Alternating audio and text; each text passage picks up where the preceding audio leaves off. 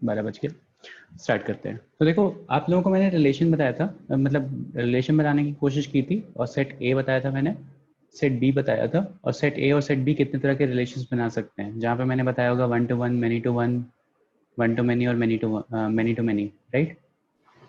ये नहीं बताया था सर। ये नहीं बताया था, ओके। देखो रिलेशंस कितने टाइप के हो सकते हैं, ठीक है। रिलेशंस में आई हैव ऑलरेडी टोल्ड कि ऑर्डर्ड पेयर क्या होता है। ऑर्डर्ड पेयर इज कि कोई चीज़ पेयर में लिखी हो और उसका एक सिग्निफिकेंस होता है, लाइक ए कॉमा बी लिखते हो तो उसका एक सिग्निफिकेंस होता है, that is not equal to B comma A, ठीक है। अब सिग्निफिकेंस क्या होता है वो समझने के लिए रिलेशंस क्या होता है वो समझना ज़रूरी है। तो let's say if I have two sets A and B, and यहाँ का एक एलिमेंट, इफ इसके बहुत सारे इमेजेस आ रही हैं, लाइक इसको हम इमेज सेट बोलते हैं ना, या कोडोमेन सेट बोलते हैं, कोडोमेन सेट बोलते हैं, तो और इसको डोमेन सेट बोलते हैं। डोमेन सेट और प्री इमेज सेट, और प्री इमेज सेट बोलते हैं, और इसको इमेज सेट बोलते हैं, इमेज सेट। तो अगर मेरे पास कुछ ऐसा होता है कि लाइक एक डोमेन सेट के एक प्री इमेज की बहुत सारी इमेज बन रही हैं, तो इसका मतलब हो गया 1 to many, 1 to many। अगर ऐसा हो गया कि बहुत सारे प्री इमेज की एक ही इमेज बन रही है, एक ही इमेज बन रही है, तो ये कैसा हो गया, मैनी टू वन। कई बार ऐसा भी हो सकता है कि सिंगल सिंगल रिलेशन बने, सिंगल सिंगल रिलेशन बने, तो ये हो जाता है 1 to 1। और ये 1 to many, many to one, 1 to 1, एक चौथा भी आ सकता है, and the fourth one will be many to many. Like इसके भी दो रिलेशंस हो गए और इसके पास भी दो ऑप्शंस हो गए। Let's say this element A is linked with element 1 और element B is also linked with any one. तो ए के दो ऑप्शंस थे 1 और 2, और 1 के लिए भी दो आंसर्स थे, तो मैनी टू मैनी रिलेशंस हो गया। तो ये 4 टाइप के रिलेशन मेरे पास पॉसिबल है। These 4 type of relations are possible, ठीक है। 1 to 1, many to one, many to many, and 1 to many, ठीक है। ये चीज़ें हैं। अब देखो कोडोमेन, जो मेरा डोमेन सेट है, what ever my domain set है, जो मेरे पास जो मेरे पास कोडोमेन सेट है, दैट इज सेट बी, जहाँ पे हम देख रहे हैं कि इमेज, जो इमेज सेट है मेरा, if that codomain set, sure yes I will be sharing the slides on the group. What ever is my codomain set, जो भी मेरे पास कोडोमेन सेट है, ठीक है, कोडोमेन सेट की ही इमेजेस, जो कोडोमेन सेट की जो वैल्यूज हैं, जिसको हम इमेज भी बोलते हैं, जिसको हम इमेज भी बोल रहे हैं, वही मेरी क्या कहते हैं, सेट ए की इनपुट की वैल्यू के लिए मिलेगी, मतलब as an the values in codomain set, जैसे 1 2 3 4, लेट्स से ये हो गया ए बी सी, लेट्स से ये हो गया, तो ये मेरे पास ए की वैल्यू 1 2 3 आ रही है, बी की वैल्यू 2 और 1 आ रही है, सी की वैल्यू 3 आ रही है, लेट्स से ऐसा कुछ हो गया, ठीक है। तो all the images that are getting satisfied by some और the other values from set A or from the domain set, all the images or all the values of the codomain set that are getting satisfied by some values of set A, some values of set A or from the domain set are known as range, are known as range। मतलब ये सारी की सारी values जिसका जिसका कोई pre image है, जिसका कोई प्री इमेज है, these values are range। range क्या होता है? The values of codomain set, the values of codomain set whose pre-image is available, pre-image is in domain set। जैसे अगर मैं यहाँ पे 4 की बात करूंगा, 4 की बात करूंगा, तो 4 का कोई प्री इमेज नहीं है, 4 का कोई भी प्री इमेज नहीं है सेट ए में, तो 4 is a part of codomain set but 4 cannot be classified as range। range क्या होता है? range is a part of codomain set, range is the values on the part of codomain set जो क्या होता है, satisfy होता है, या जिसकी कोई ना कोई प्री इमेज होती है, या डोमेन सेट का कोई ना कोई प्री इमेज होता है उसका, बट कोडोमेन क्या होता है? Range plus those extra values. तो अगर मैं ऐसा बोल दूं कि range is a subset of codomain, तो ट्रू है या फॉल्स है? ट्रू है। ट्रू है ना, क्योंकि रेंज में कोडोमेन में जो वैल्यूज हैं वही रेंज बनेंगी, और रेंज की जो वैल्यूज है वो कोडोमेन का पार्ट तो होगा ही होगा। ठीक है, तो ये होता है कोडोमेन, रेंज और डोमेन रिलेशन का सबका मतलब होता है। अब देखो होता क्या है इसमें, if my range becomes equal to codomain, if my range becomes equal to codomain, तो इसका ये मतलब हो गया कि सेट बी जो था मेरा पास, जो कोडोमेन सेट था, उसकी एक भी value, not even a single value ऐसी है जो रेंज की तरह एक्ट नहीं कर रही, not even a single value is there that is not acting as range. तो ऐसी सिचुएशन को हम बोलते हैं onto set. If range is equals to codomain हो जाएगा, range is equals to codomain हो जाएगा, तो हम इसको बोलते हैं onto set, onto set. ठीक है, and if range subset of codomain हो जाएगा, लेस देन कोडोमेन हो जाएगा, तो हम इसको बोलते हैं इनटू सेट। इसका मतलब हो गया, नीचे वाले स्टेटमेंट का मतलब हो गया कि कोडोमेन सेट में कोई ना कोई एक ऐसी वैल्यू जरूर है जो रेंज की तरह नहीं काम कर रही है। ठीक है, ऊपर वाले स्टेटमेंट का मतलब हो गया कि तो कोडोमेन सेट की सारी वैल्यूज रेंज की तरह एक्ट कर रही है, सारी वैल्यूज रेंज की तरह एक्ट कर रही है। तो अभी मेरे पास टोटल नंबर ऑफ रिलेशंस कितने पॉसिबल हो गए? अभी तक 4 थे, 1 to 1, 1 to many, many to 1, many to many। अब वो टोटल कितने हो गए? 8 हो गए। कैसे 8 हो गए? अब वो हो सकता है 1 to 1 on to, फिर 1 to 1 into, many to 1 on to, many to 1 into, many to many on to, many to many into, 1 to many on to, 1 to many into। तो Yes, ऑल sir, टुगेदर, समझा। क्या बेटा समझा। समझा ना? Total 8 relations possible हो गए मेरे पास, 8 टाइप के रिलेशन पॉसिबल हो गए। मतलब सेट ए से सेट बी के टोटल 8 टाइप के रिलेशन पॉसिबल हो सकते हैं। सबसे पहले तो किस तरह से लिंक है सेट ए और बी, कि उसका एक एलिमेंट के साथ लिंक है या बहुत सारे एलिमेंट्स के साथ लिंक है, तो 1 to 1, many to 1 ये सब बन जाएंगे। उसके बाद सेट बी की वैल्यूज खाली हैं या नहीं है, मतलब सेट बी में कोई इमेज ऐसी है जो बच रही है या कोई इमेज ऐसी है जो नहीं बच रही है, तो उसके बेसिस पे ऑन टू और इन टू हो जाएगा। तो ऑल टुगेदर 8 टाइप के रिलेशंस हो जाएंगे। Ayush, which part shall I explain once more? Sir into. Into मतलब हो गया बेटा कि जब रेंज में, जैसे ये जो आपके एग्जांपल दिख रहा है ना 1 2 3 और 4 वाला, ये इनटू है क्योंकि इसमें 4 ऐसा है कि 4 का कोई इमेज नहीं है। तो अगर ऐसा कुछ हो गया कि रेंज जो हो गया वो सबसेट की तरह एक्ट कर रहा है कोडोमेन का, मतलब कोडोमेन सेट में कोई ऐसी वैल्यू बच रही है जो रेंज की तरह नहीं एक्ट कर रही है, तो इसको इनटू बोलते हैं। और जब सारी वैल्यू सेटिस्फाई कर जाएंगे तो उसको ऑन टू बोलेंगे। Okay sir, thank you sir. बस यही था। ठीक है, तो आई होप सबको क्लियर होगा। Yes sir. Okay, yes sir. आप देखो कोडोमेन, रेंज, डोमेन, सबका डेफिनेशन आप लोगों को क्लियर हो गया। अब बात करते हैं बाइनरी रिलेशंस की। बाइनरी रिलेशंस मतलब दो चीज़ों के बीच में रिलेशंस। ठीक है, तो अब बाइनरी रिलेशंस की बात करते हैं, उसको रिप्रेजेंट कैसे करना है। जैसे मान लो I have a set A, Cartesian product मैंने बता दिया था, यस सर। कार्टेशियन प्रोडक्ट बता दिया था ना, कि अगर मेरे पास सेट ए है 1 2 3, तो कार्टेशियन प्रोडक्ट, और मेरे पास सेट बी है 2 3, तो ए क्रॉस बी क्या हो जाएगा? 1 2, 1 3, 2 2, 2 3, इसको ए बी कर लेता हूँ, तो 1 ए, 1 बी, 2 ए,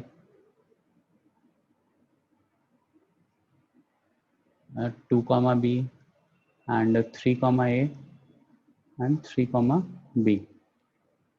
तो अब देखो ध्यान से, ये जो मेरे पास है ना, ये ए क्रॉस बी, इसको ऑर्डर्ड पेयर बोलते हैं, जिसमें 1 पहले आ रहा है, ए बाद में आ रहा है। इसका सिग्निफिकेंस है, इसका सिग्निफिकेंस ये है कि ए क्रॉस बी किया है, तो जो पहला पहला जो लिख रहा हूँ इसमें, इस ऑर्डर्ड पेयर में, इसको एक ऑर्डर्ड पेयर बोलते हैं, याद है इस तरह के एक सिंपल ब्रैकेट को।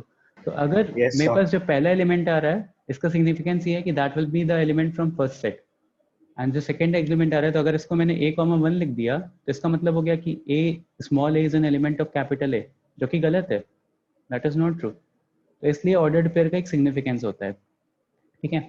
अब देखो मेरे पास जितने भी तरह के रिलेशंस होंगे that will be a subset of this thing, जितने भी तरह के रिलेशंस होंगे that will be a subset of this thing. ये भी मैंने बता दिया है वैसे, मुझे याद आ रहा है, बट स्टिल, हाँ सर। ठीक है। तो देखो अब लिखने का वे कैसा हो जाएगा, लिखने का वे कैसा हो जाएगा, लिखने का वे ऐसा हो जाएगा कि मान लो मुझे ए क्रॉस बी एक रिलेशन है, ठीक है, एक रिलेशन है, इसमें से लेट्स से छोड़ो अभी रिलेशन से उठते हैं, इसको लिखने का वे कैसा हो जाएगा, इसको लिखने का वे ऐसा हो जाएगा सेट के फॉर्म में। इसको मैं लेट्स से सेट सी बोल देता हूँ कि सेट सी है, सेट सी के एलिमेंट्स क्या क्या हो जाएंगे, this 1 comma a will be acting as an element, this ordered pair will be acting as another element, फिर ये सारे 6 एलिमेंट्स हैं ऑल टुगेदर। तो सेट सी को मैं कैसे लिखूंगा, I will be writing set C as a comma b, a comma b की जगह x कॉमा y ले रहा हूँ because small A already use कर चुका हूँ, x कॉमा y एक ऑर्डर्ड पेयर डिफाइन किया, x is an element of set a and y is an element of set b, ऐसा लिखा। ये सेट बिल्डर फॉर्म बता रहा हूँ, ये तो रोस्टर फॉर्म हो गया, आपको दिख रहा है ये सेट बिल्डर फॉर्म। मैंने एक ऑर्डर्ड पेयर लिया, सेट सी कैसा है, सेट सी में एक ऑर्डर्ड पेयर्स आ रहे हैं, तो ऑर्डर्ड पेयर के लिए ऐसा सिंबल यूज किया। और जहाँ पे मैंने बताया कि जो पहला एलिमेंट है, जो पहला अल्फाबेट में ले रहा हूँ एक्स ऑर्डर्ड पेयर का, वो किसका एलिमेंट है, that is an element of set A. Similarly जो दूसरा एलिमेंट मैंने उठाया that is the element of set B, ठीक है, इस यस तरह सर। से लिखोगे। एंड फिर उसके बाद जो भी रिलेशन होगा, जैसे यहाँ पे तो आपको मिल रहा है कि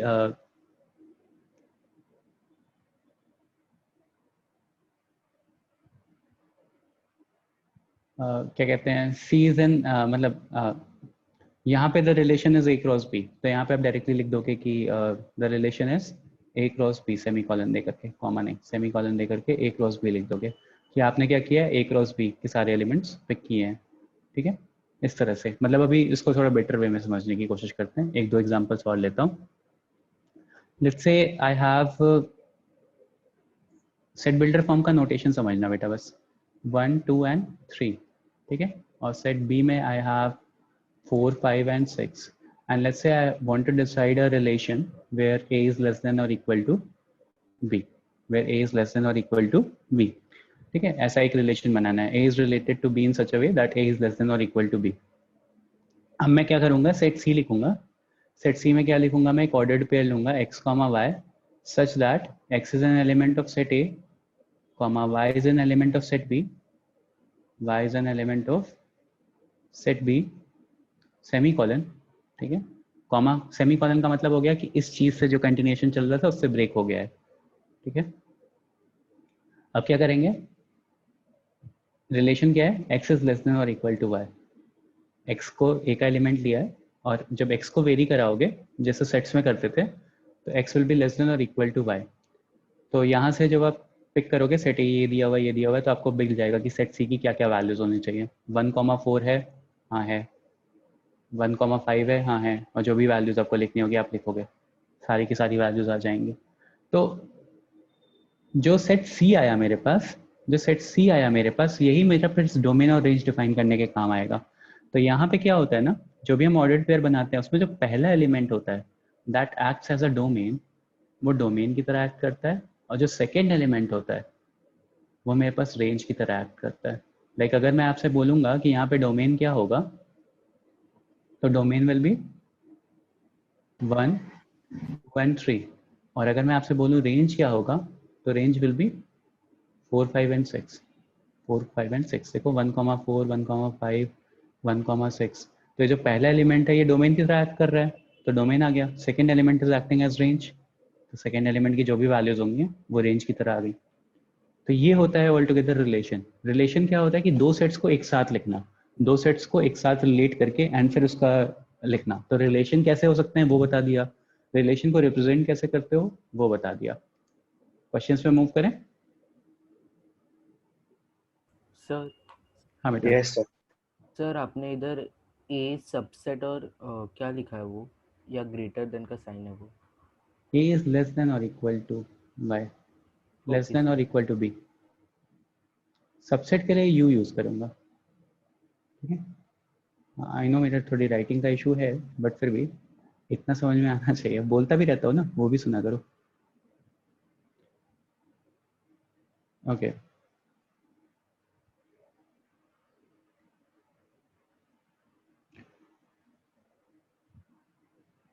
बहुत सिंपल सिंपल एग्जांपल दिए हुए हैं यार। चलो ठीक है, एक क्वेश्चन करो। Question is A is given as 1 2 3 4 5, B is given as 1 4 5, ठीक है। Let R be a relation from A to B. Let R be a relation from A to B such that x comma y are element of set R. X comma y are element of set R if 2x is less than y. ऐसा तो आपको बताना है list elements of R chat section में लिखना। Second, domain, codomain और range बताओ। Fine domain, codomain and range.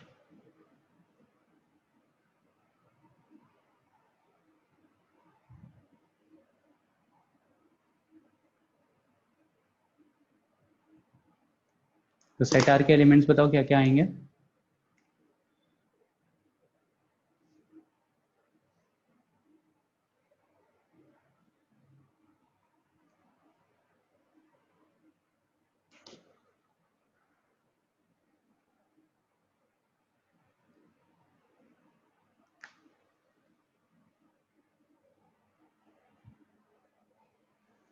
और every relation is a subset of Cartesian product of two sets. मतलब यहाँ पे जो आर है that will be a subset of A cross B. ये चीज मैंने पहले बता रखी है, तो प्लीज रिमेंबर दैट पॉइंट।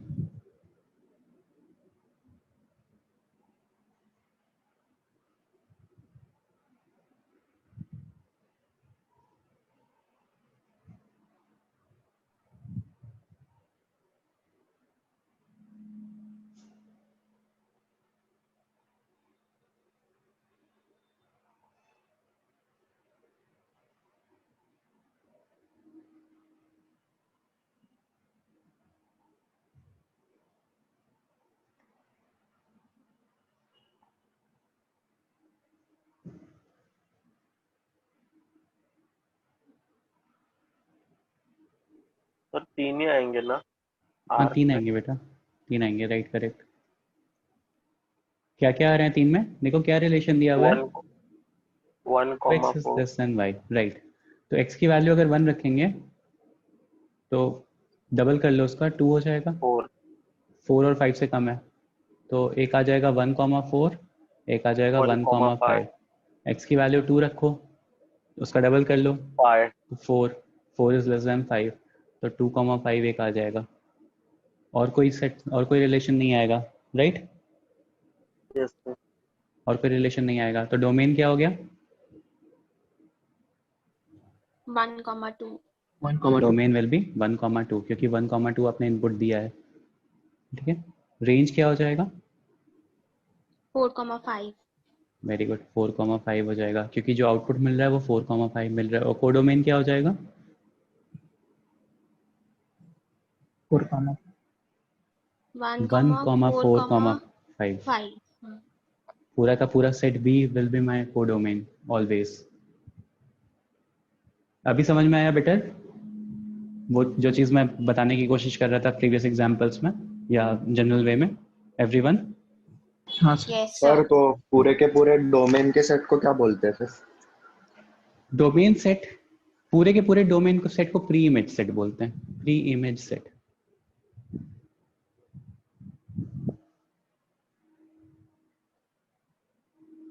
ठीक है, बेसिकली डोमेन वहीं से उठ करके आ रहा होता है इसलिए उसको डोमेन सेट भी बोल देते हैं। बट डोमेन सेट में से जितनी वैल्यूज उठ करके आती हैं, जितनी वैल्यूज सेटिस्फाई कर रही होती हैं, वही डोमेन बनती हैं, सारी की सारी नहीं बनती। जैसे इस रिलेशन के लिए ये डोमेन बनेगा, किसी और रिलेशन के लिए कुछ और डोमेन होगा। जैसे मान लो x is less than y लिख दिया होता मैंने, तो domain would have been a bit different ना, फिर वहां पे 3 भी होता, 4 भी होता, समझ रहे हो? Yes sir. हाँ सर हाँ बेटा। सर कोडोमेन में हमेशा मतलब बी जो सेकंड नंबर का हाँ, सेट वो रहेगा वो जो पूरा सेकंड सेट है होगा। वो पूरा का पूरा रहेगा कोडोमेन सेट में हमेशा। Thank you sir. ओके, अब देखो, अब रिलेशंस को अलग अलग नाम भी देता है, ठीक है, रिलेशंस को अलग अलग नाम भी देता है। 3 तरह के नाम हमारे सिलेबस में है, वैसे भी 3 ही तरह के मैंने खुद भी पढ़े हुए हैं अपनी लाइफ में, and they are reflexive, second one is symmetric, and third one is transitive. Reflexive, symmetric, transitive. English words हैं, जैसा इंग्लिश में इसका सिग्निफिकेंस होता है सेम सिग्निफिकेंस। जैसे अगर मैंने ए क्रॉस ए, रिफ्लेक्सिव का मतलब क्या हो गया, वैसा का वैसा ही आपको मतलब रिफ्लेक्सिव से समझो कि ऐसे समझो कि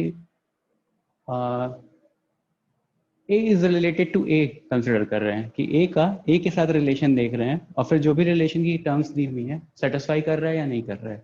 फॉर एग्जाम्पल, अगर मेरे पास लेट्स से सेट मेरे पास सेट ए था, लिस्ट मतलब एक लाइन को मैंने सेट ए से रिप्रेजेंट कर दिया।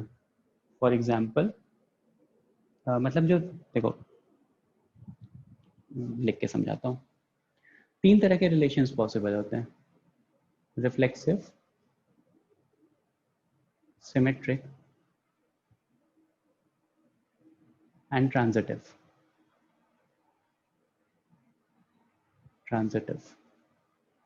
ठीक है, अब ये रिफ्लेक्सिव, सिमेट्रिक, ट्रांजिटिव क्या है? तो देखो,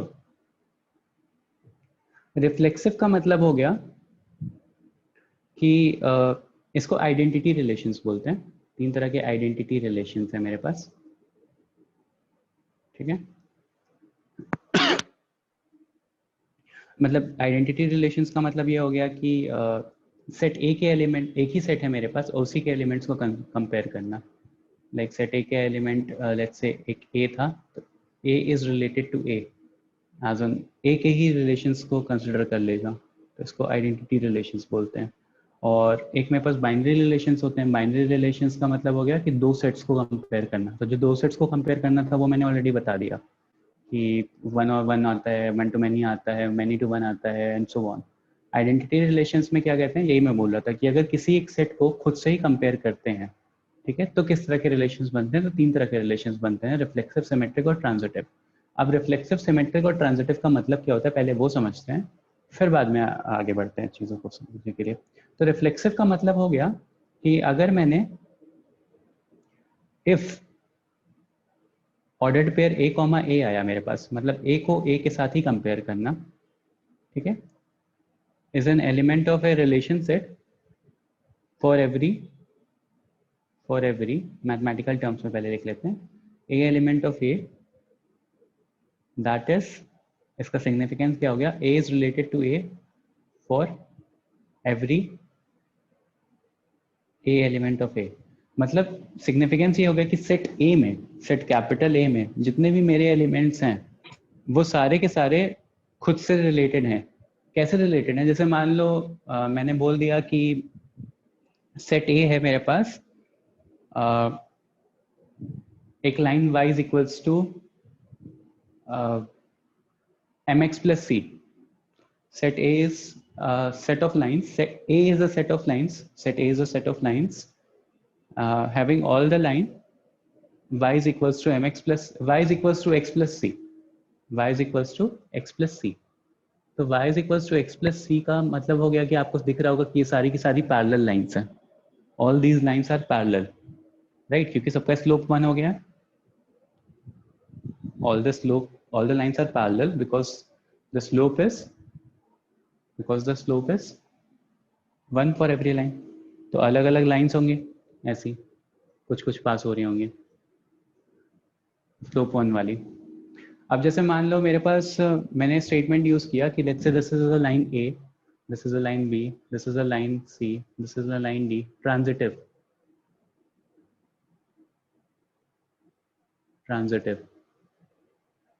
थर्ड वाला पॉइंट।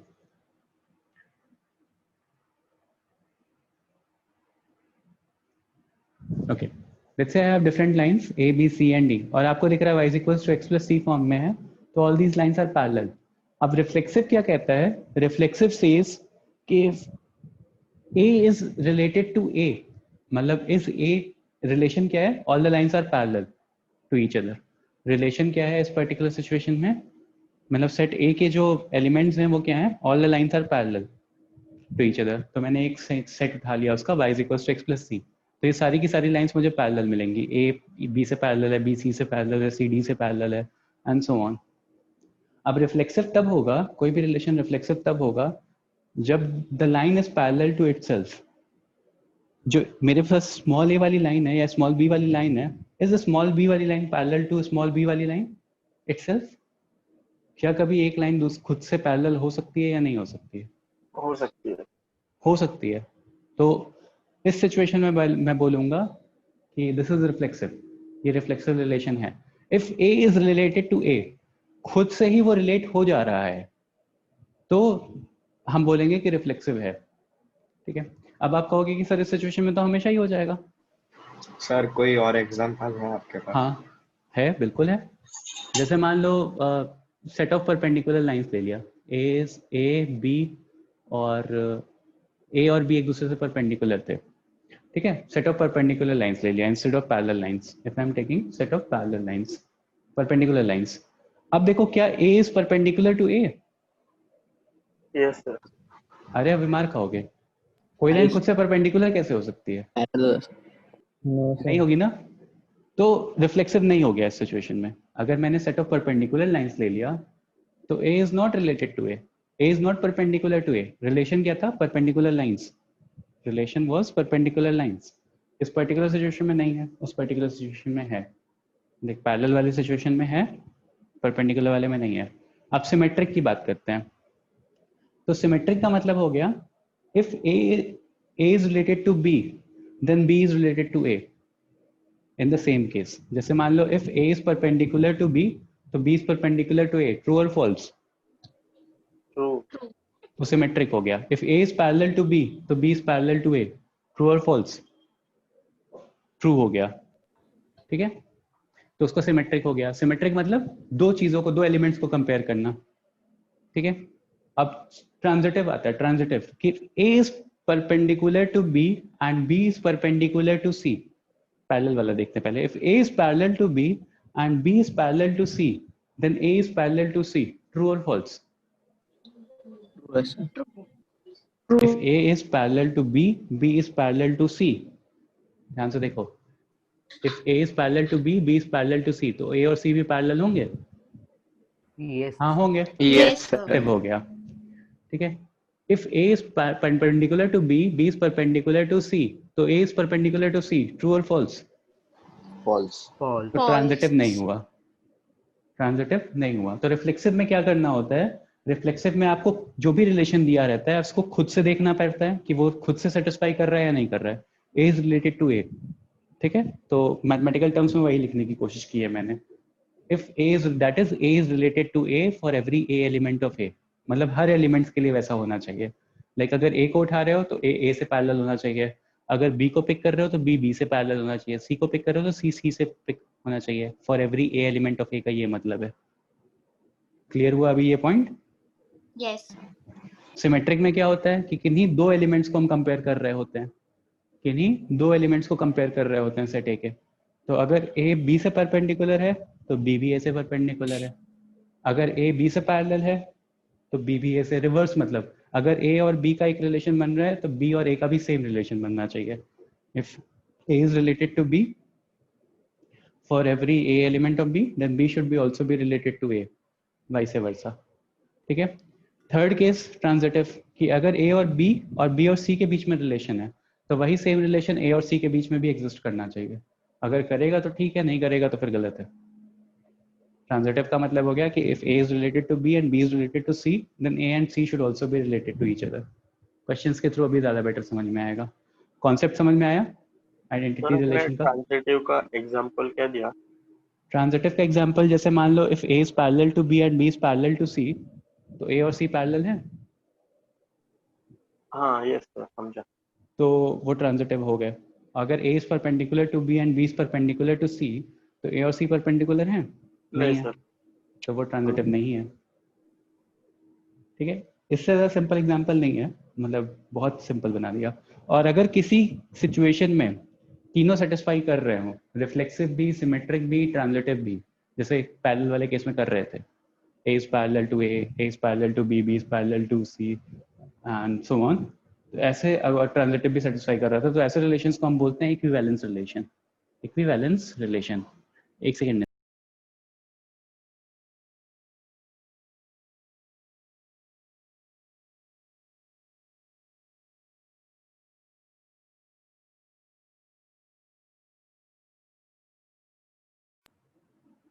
हाँ, सॉरी अबाउट दैट। ठीक है, तो इसको बोलते हैं इक्विवेलेंस रिलेशन। अगर तीनों सेटिस्फाई करता है, इफ ऑल थ्री, एक सेकेंड बेटा, आर्यन बता रहा हूँ, if all three relations are satisfied, तो हम इसको बोलते हैं equivalence relation. Equivalence relation. Symmetric was beta ki if A is parallel to B, then B is parallel to A. If A is perpendicular to B, then B is perpendicular to A. Aryan.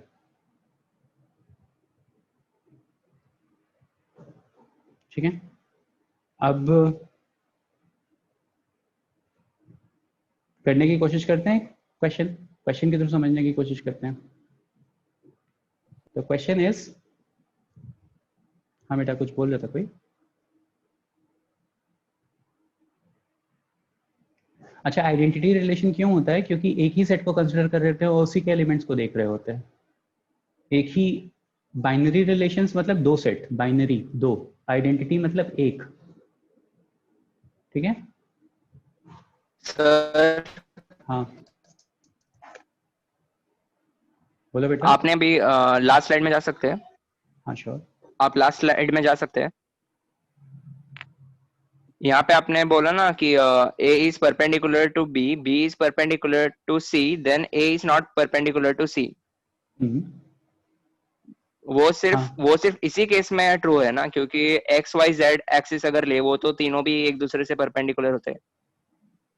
हाँ, वो इसी cases के लिए obviously. Okay sir.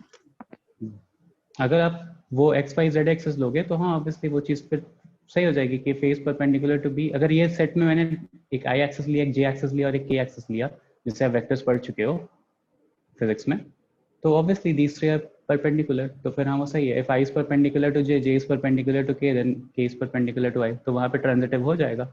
मैं तो coordinate axes मतलब दो access ले रहा था, इसलिए वो नहीं प्रूव होगा। Okay sir. तो वो depending upon scenario that you have been given, या सेट एक ऐसा डिफाइन है, मैंने लाइंस लिया था इंस्टेड ऑफ वेक्टर्स, तो वो ऐसा था। ठीक है, ओके क्वेश्चन देखते हैं। Let R be a relation, let R be a relation on Q set Q पे एक रिलेशन आर है। ठीक है, defined by R is equals to a comma b, r is equals to a comma b,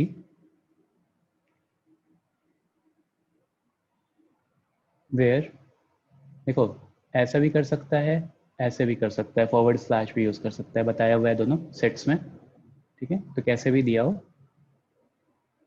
ठीक है, where a b are element of q, a b are element of q, एक ही set के elements हैं तो identity relation बनेंगे। And a minus B element of z, z मतलब हो गया integer. Let R be a relation on Q defined by R is equals to.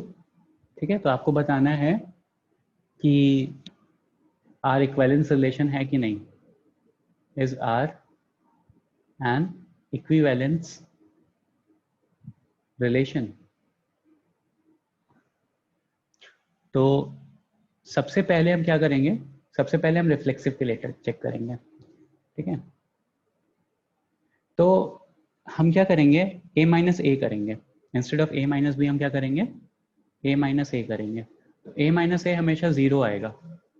a minus ए, देखो लिखने का वे क्या हो जाएगा रिफ्लेक्सिव को, ध्यान से देखना। a is an element of q, A is an element of Q, then A minus A is equals to 0. That is element of Z. A minus A ही तो रिलेशन है ना, अब वो इंटीजर मिलना चाहिए, ऐसा पूछा क्वेश्चन में गिवन है आपको कि A और B एलिमेंट ऑफ Q है and A minus B integer आ रहा है, यही रिलेशन आपको गिवन है ना. तो A minus A is equals to 0. 0 is an element of integer, true or false? True. 0 integer है ना. हाँ सर. Yes. तो ये रिफ्लेक्सिव हो गया. Yes, this is a reflexive relation. आप कोई भी एलिमेंट लोगे उसको खुद से माइनस करोगे तो हमेशा 0 आएगा. ठीक है, ए की जगह आप बी ले लो, सी ले लो, कोई डी ले लो, मतलब खुद जो भी रिलेशन गिवन है आपको उसको खुद के साथ करना है. ए माइनस ए करना है. ए मल्टीप्लाई बाय बी होता तो ए मल्टीप्लाई बाय ए करते, चेक करते. ठीक है. ओके सर, आप भी अच्छे से समझो. सेकेंड इज अगर a comma B are element of R है, ठीक है, और a minus B an element of Z है, a माइनस बी कोई इंटीजर आ रहा है, तो b माइनस ए भी इंटीजर आएगा या नहीं आएगा? आएगा सर. हमेशा आएगा. समझने की कोशिश करो. If a minus B is an integer तो b minus A will also be an integer, negative sign के साथ आएगा.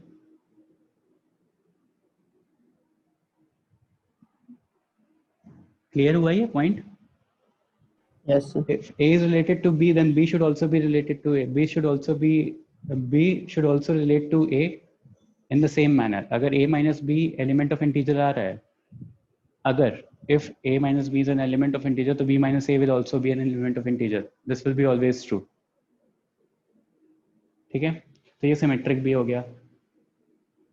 ट्रांजिटिव के लिए देखते हैं क्या हो जाएगा. So this will be a symmetric relation as well. Symmetric भी हो गया. अब ट्रांजिटिव के लिए देखते हैं. तो अगर मेरे पास ट्रांजिटिव के लिए चेक करना है तो if a minus B is an element of integer and b minus C is an element of integer, ठीक है, तो क्या a minus C element of integer होगा? सोचो. If A is related to B and B is related to C, then A is related to C. True or false? Yes, sir. True. कैसे prove करोगे इस चीज को कि A minus B is an element of integer and B minus C is an element of integer, so the resultant will be an integer. How will you prove this? दोनों को add करके. Very good बेटा, दोनों को add कर दो.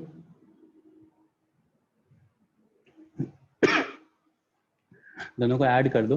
a minus B को add करोगे अगर b माइनस सी के साथ, तो integer plus integer will give you an integer, और वो इंटीजर क्या हो जाएगा? a minus C. तो a minus C will be an integer. So this relation is a transitive relation as well. And जब रिफ्लेक्सिव भी है, सिमेट्रिक भी है, ट्रांजिटिव भी है, तो hence this is an equivalence relation. Hence this is an equivalence relation. Clear हुआ? कुछ चीजें दिमाग में आई कि करना क्या होता है? Yes, sir. सर. एक और एग्जांपल लेकर के देखते हैं.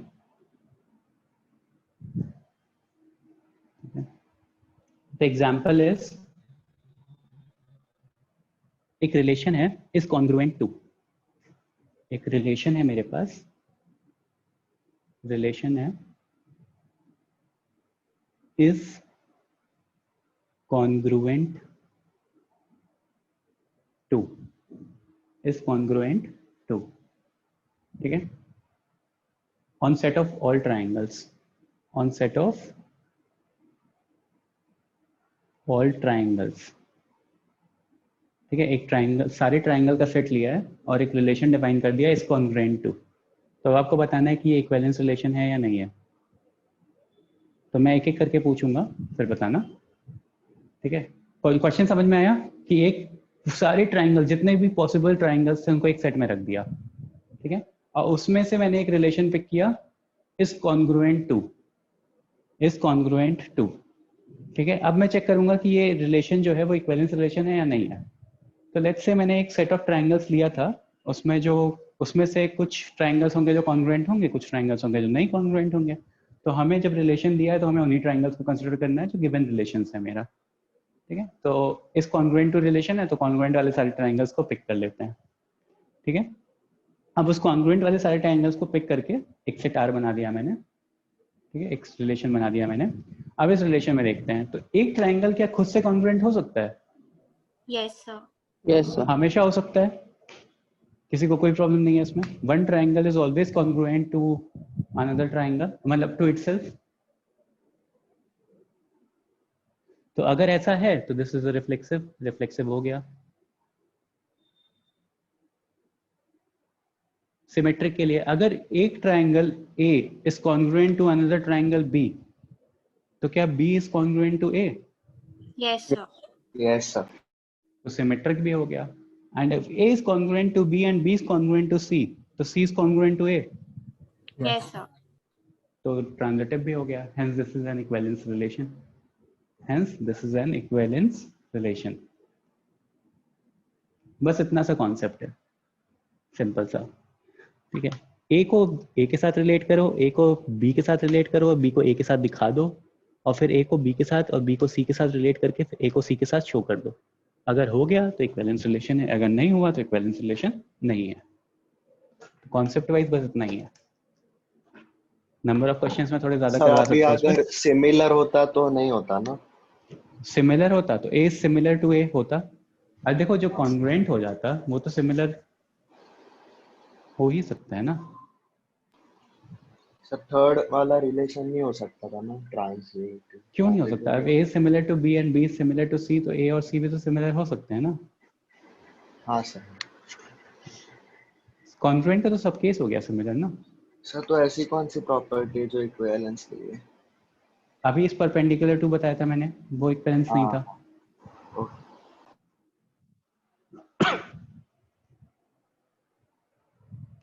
ठीक है, और अच्छा total number of elements of a relation मैंने बता दिया ना कितने होंगे। टोटल नंबर ऑफ रिलेशंस कितने हो सकते हैं? 2 to the power mn. 2 to the power mn, याद रहे। Total number of Cartesian sets कितने हो सकते हैं, मतलब total number of Cartesian elements कितने हो सकते हैं कार्टेशियन प्रोडक्ट के? m into n हो सकते हैं। जैसे A में 3 एलिमेंट्स थे, B में 2 थे, तो 3 into 2 कार्टेशियन सेट्स में 6 एलिमेंट्स आएंगे। उसके टोटल नंबर ऑफ रिलेशन कितने हो सकते हैं? 2 to the power mn, बताया हुआ है मैंने। और total number of proper relations कितने हो जाएंगे? 2 to the power mn minus 1, क्योंकि वो 5 वाला सेट हम उसमें से हटा देते हैं। राइट, ये बाइनरी के लिए बता रहा हूँ, याद है ना? Yes. मुझे ऐसा क्यों लग रहा है कि 5-6 स्टूडेंट्स ही जो एक्टिव हो यहाँ पे और बाकी सारे स्टूडेंट्स को समझ में नहीं आ रहा? नहीं सर, समझ में आ रहा है। क्लियर हो रहा है ना सबको? क्योंकि Yes. आई Yes, नो sir. कि Yes, sir. Equivalence relation NCERT में क्लास 12th में दिया हुआ है। ये जो मतलब आइडेंटिटी रिलेशंस हैं, बाइनरी रिलेशन है उनके टॉपिक में, identity relation is in class 12th NCERT में। तो आपका सिलेबस ऑब्वियसली वहाँ से कंपैरिजन में थोड़ा ज़्यादा तो है, ठीक है, बट फर्क नहीं पड़ता क्योंकि आप आईआईटी वाले लेक्चर्स में भी सिमिलर चीज़ें पढ़ोगे और यूज़ करोगे। तो इट इज़ बेटर कि आप अभी पढ़ ले रहे हो, आपको ज़्यादा थोड़ा आइडिया रहेगा। ओके, तो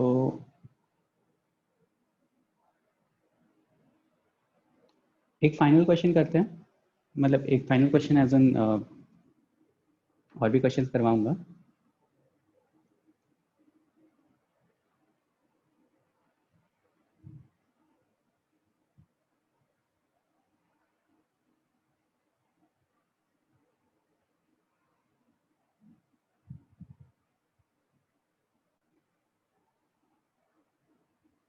अच्छा, इसका मैं मैथमेटिकल डेफिनेशन नहीं लिख पाई थी ना मैंने यहाँ पे, सिमेट्रिक और ट्रांजिटिव की। सिमेट्रिक के लिए हो जाता है if x, y are element of R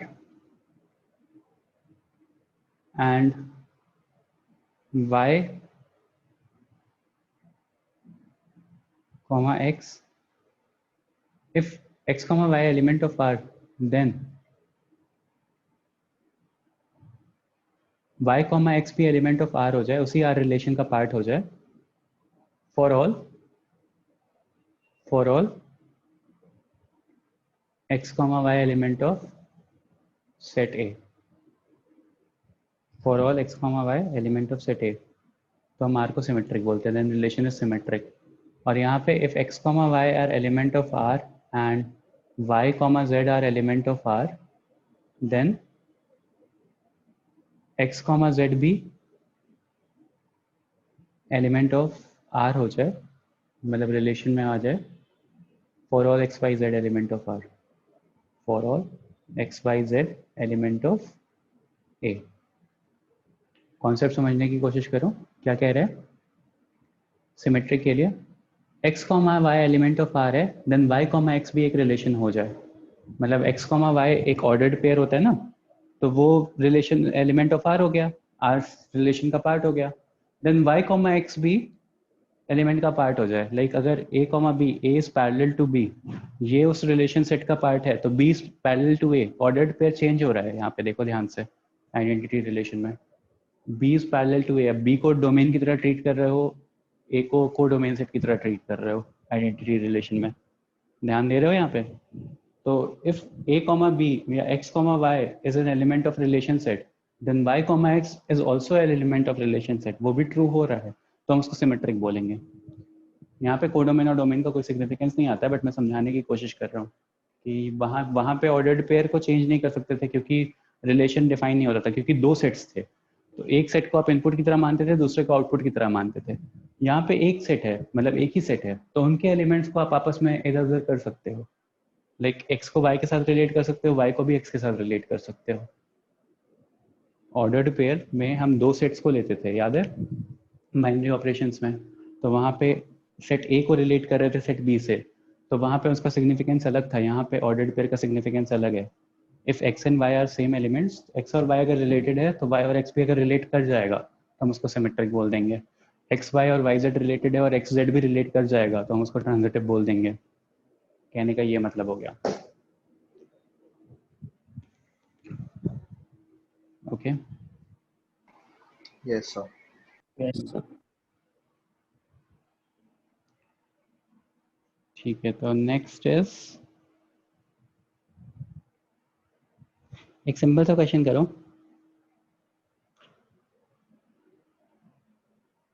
A और B दो सेट्स गिवन है मेरे पास, such that A cross B has 6 elements. A and B are two sets such that A cross B में टोटल 6 एलिमेंट्स हैं, ठीक है। If 3 elements of A cross B are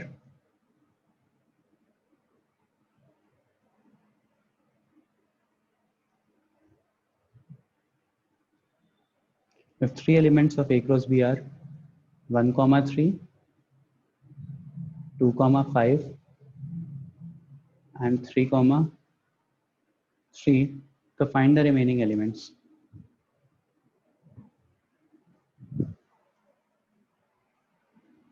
Find the remaining elements.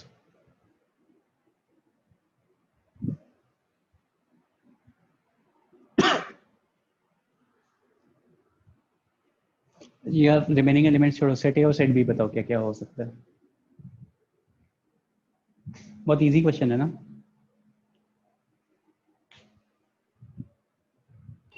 Yes sir, देख के ही पता चल गया। देख के ही पता चल रहा है। सेट ए में क्या क्या एलिमेंट्स आ रहे हैं? 1 2 3 1 2 3 आ रहे हैं। सेट बी में क्या आ रहे हैं? 3 और 5 आ रहे हैं। 3 5। हाँ, तो ए क्रॉस बी में 6 एलिमेंट्स हो गए, तो बाकी बचे हुए एलिमेंट्स आप निकाल सकते हो। 1, Yes, 5 sir. हो गया, 2, 3 हो गया, 3, 5 हो गया, ठीक है, हो जाएगा ये। तो बस ऐसे ही टाइप के क्वेश्चंस दिए हुए हैं एनसीईआरटी में। चैप्टर तो ऑलमोस्ट कंप्लीट हो चुका है, बट फिर भी मैं एक आध क्वेश्चन करवाना चाह रहा हूँ। हाँ, एक ये क्वेश्चन करते हैं, इक्विवेलेंस रिलेशन का है। Question is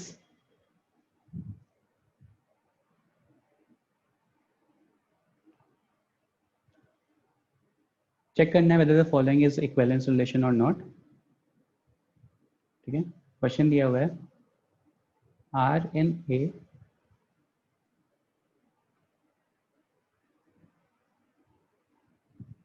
is a set of all books.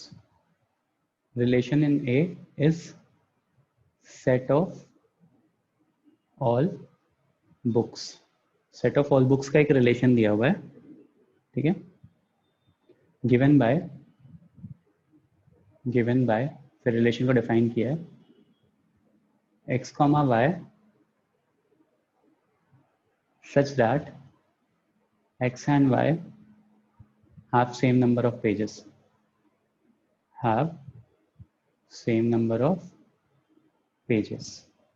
मतलब एक ऐसे बुक्स का सेट बनाया है कि मतलब A is a set of all books, A एक सेट है that is a collection of all the books, ठीक है।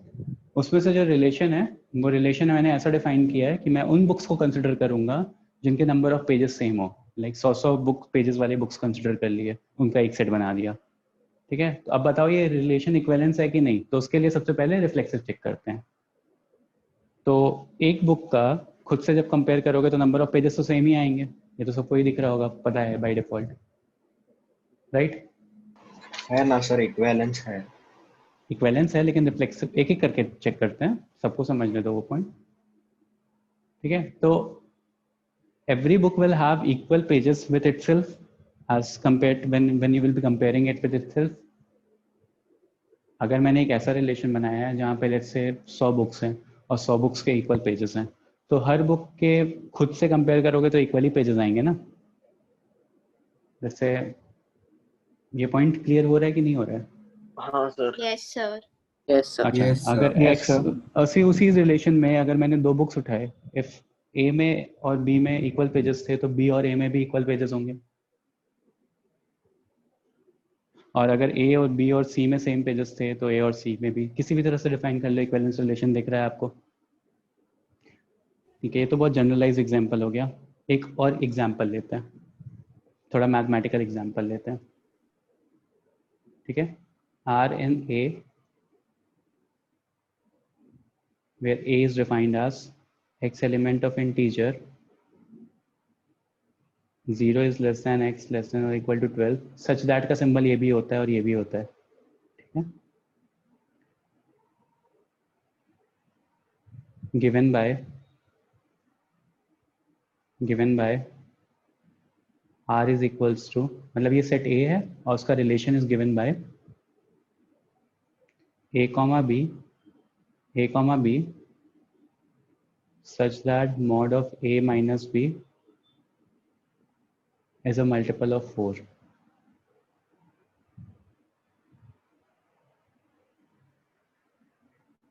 And before proceeding, let me tell you one thing, that 0 is a multiple of 4. अब बताओ ये relation reflexive है या नहीं है? सेट A गिवन है x एलिमेंट ऑफ इंटीजर्स, ठीक है। कौन कौन से इंटीजर्स? 0 से लेकर के 12 तक के सारे, 0 1 2 3 4 5 6 7 8 9 10 11 12। सेट A सबको समझ में आ रहा होगा वहां से। रिलेशन क्या गिवन है? Relation is given as set of A, B where mod of A minus B is a multiple of 4. तो एक ऐसा डिफाइन रिलेशन बनाया where mod of A minus B is relation of is multiple of 4. तो देखो 1, 5 0, 4 0, 4 1, 5 2, 6 3, ये सारे के सारे, और फिर 1, 9 0, 8, ये सारे के सारे ऐसे रिलेशंस बनेंगे बहुत सारे। ये समझ में आ रहा है यहाँ से? Yes sir. Yes, sir. Relation sets क्या बात, रिलेशन सेट्स में क्या क्या वैल्यूज आएंगी वो क्लियर हो रही है, ठीक है। अब रिलेशन सेट्स में जो वैल्यू आएंगी अगर वो क्लियर हो गई तो अब बताओ कि ये रिफ्लेक्सिव है या नहीं है? सर नहीं समझा। बेटा सेट ए की क्या क्या वैल्यूज होंगी? 0 1 2 3 4 अप टिल 12 तक, ये चीज क्लियर है?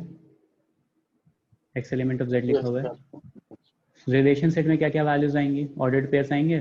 कौन कौन से आएंगे? 0, 4 0, 8 0, 12, ये सारे के सारे उससे डिविजिबल हैं, क्या कहते हैं, मल्टीपल ऑफ 4 हैं। Yes sir. ए की वैल्यू 0 रखो, बी की वैल्यू 4 रखो, मॉड लो, मल्टीपल ऑफ 4 आ रहा है। Yes, हाँ sir. हाँ ठीक है। नेक्स्ट सिमिलरली 1, 9 रखोगे, 1, 5 रखोगे एंड सो ऑन। तो सेट रिलेशन सेट्स में क्या वैल्यूज आ जाएंगी आपको दिख रही हैं?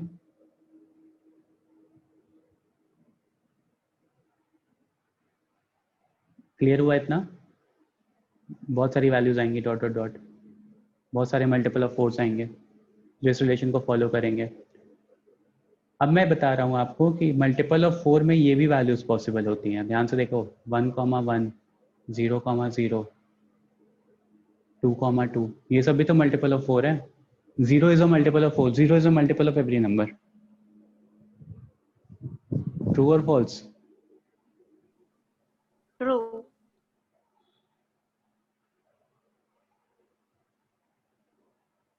Everyone? True. True. True sir. True है ना? ठीक है, अब बताओ मुझे कि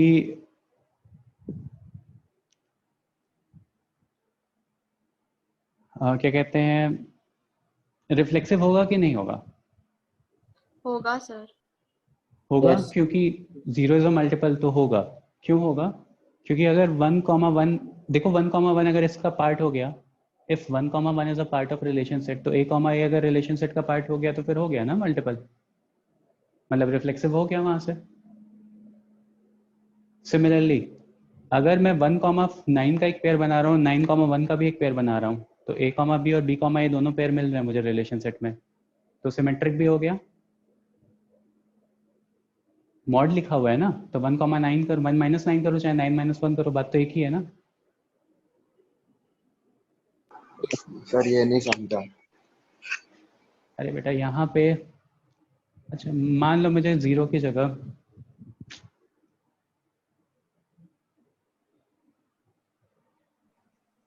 सर ये बी के जगह सर आपने 8, 12 ये सब कैसे पुट किया? बी सेट तो b सेट, सर ने ए कॉमा बी दिया है ना। हाँ तो a b दोनों एलिमेंट ऑफ a हैं। अच्छा हाँ, आइडेंटिटी समझा रिलेशन सर। पढ़ रहे हैं ना ये बेटा, सर आइडेंटिटी समझा रिलेशन समझा। में तो सब एक ही है ना। हाँ सर समझा। ठीक है, जैसे मान लो ये गिवन था, ठीक है, तो सेट a में क्या क्या वैल्यूज पॉसिबल थी? 0, 1, 2, 3, 4, 5, right? Up to 12।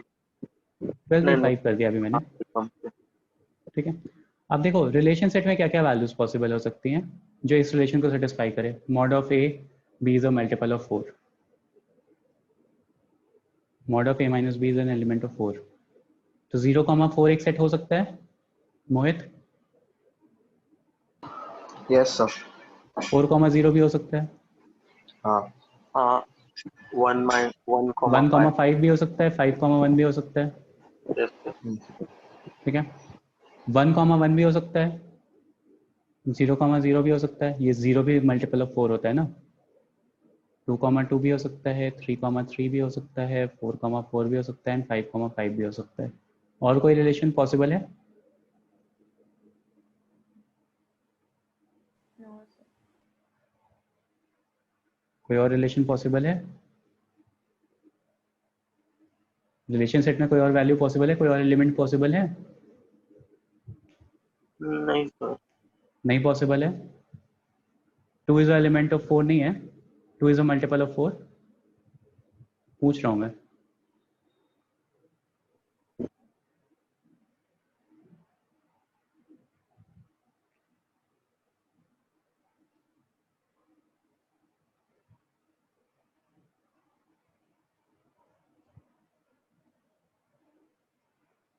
Multiple of 4 तुम लोगों को नहीं क्लियर है, बाकी रिफ्लेक्सिव सिमेट्रिक ट्रांजिटिव में तुम लोगों को प्रॉब्लम नहीं हो रही है। मल्टीपल ऑफ 4 क्या क्या होते हैं? 0 is a multiple of every number, ये मैंने बता दिया।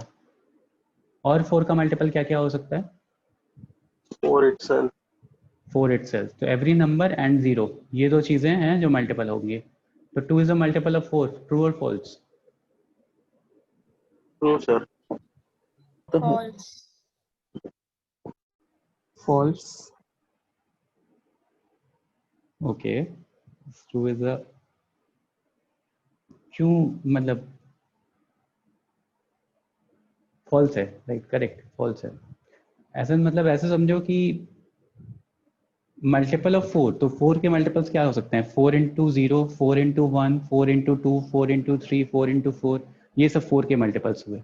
लाइक 4 को किसी इंटीजर के साथ मल्टीप्लाई करोगे होल नंबर के साथ, तो क्या वैल्यूज मिलेंगी? All these things are multiples of 4. तो 0 मल्टीपल ऑफ 4 है, 4 मल्टीपल ऑफ 4 है, 8 मल्टीपल ऑफ 4 है, 2 is not a multiple of 4. ठीक है, ये कॉन्सेप्ट क्लियर हुआ मल्टीपल ऑफ 4 का क्या मतलब है. यस सर, अब देखो, समझा। अब रिलेशन सेट में क्या क्या वैल्यूज आ रही हैं, इसके अलावा कोई और वैल्यू आ सकती है? No sir. नो नहीं आ सर। सकती है. ठीक है, अब देखो, अब यहाँ पे मैंने बोला कि A is related to A, ऐसा रिलेशन पॉसिबल है?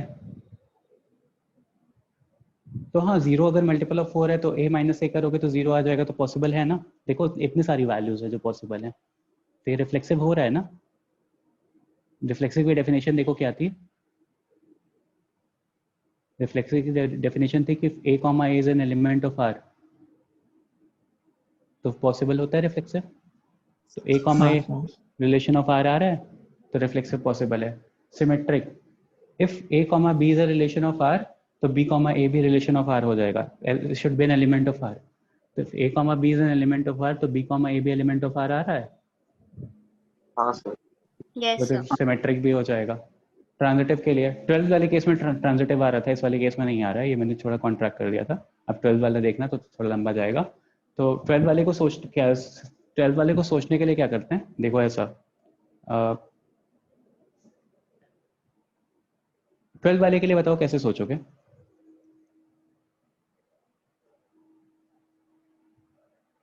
देखो, if 0 comma 4 is a multiple of 4, तो 4 A comma B and B comma C and 4 comma 8 is a multiple of 4. तो A comma C 0 comma 8 will be a multiple of 4. True or false? True. True. True. तो बस transitive हो गया. ठीक है, याद रहे कि A comma B और B comma C है. तो if 0 comma 4 and 4 comma 8, if 1 comma 5 and 5 comma 9, तो 1 comma 9 भी मल्टीपल होगा. समझ गए ना क्या बोल रहा हूँ. Yes sir. Yes. मतलब not these 4 or 5 students who are answering, everyone.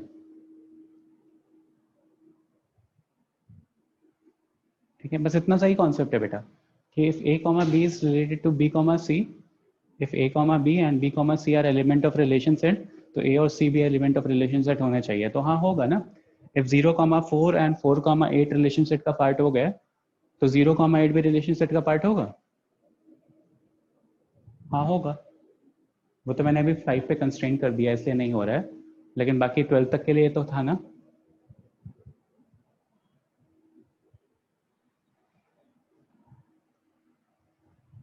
Yes.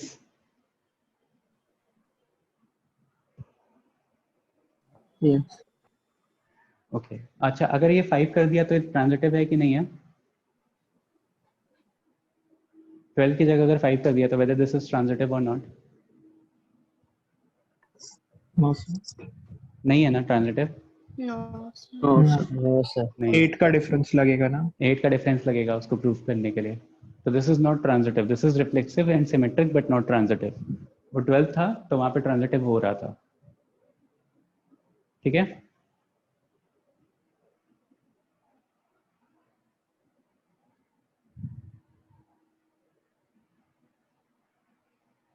तो ठीक है, बस इतना सही चैप्टर है. मिसलिनियस और क्या कहते हैं 5.2 लगा लो, 5.2 एंड मिसलिनियस लगा लो. बाकी नेक्स्ट लेक्चर में नया चैप्टर स्टार्ट करेंगे. लगा करके मुझे भेज देना. आप लोगों का कोई टेस्ट तो नहीं है ना, except for July batch, you do not have any test. तो submit it by Sunday. Exercise 5.2 and miscellaneous book 2 का सबमिटेड बाय संडे. मैं नोट्स शेयर कर दूंगा. चलो, thank you everyone. Thank you sir. Thank you sir. Thank I you sir. Bye.